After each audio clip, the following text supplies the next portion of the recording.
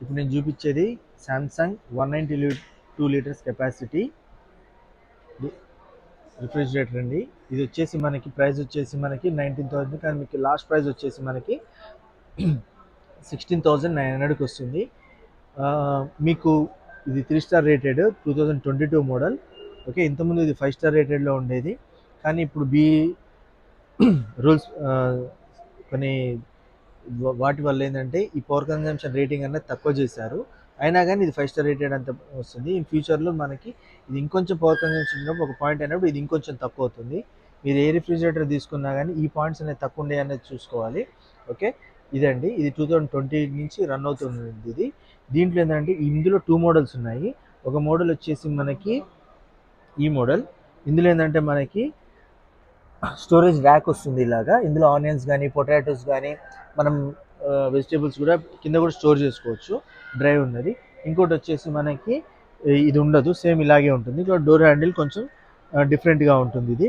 దీని ప్రైస్ వచ్చేసి మనకి 15,500లో వస్తుంది. దీనికన్నా ఇది ఒక 1,500 ఎక్కువ, కానీ ఏంటంటే కొంచెం డోర్ హ్యాండిల్ డిఫరెన్స్ అవన్నీ కూడా కొంచెం వేరే ఉంటుంది. ఇది కూడా 2 CFL బల్బ్స్ అంత పవర్ కన్జంప్షన్ తక్కువ తీసుకుంటుంది.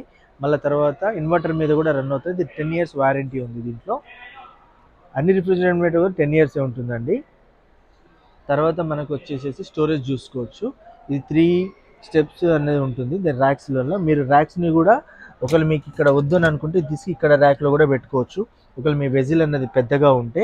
తర్వాత ఐస్ ట్రే ఇక్కడ మీరు చూడొచ్చు, ఫ్రీజర్ సెక్షన్ అనేది చాలా పెద్దగా ఉంది.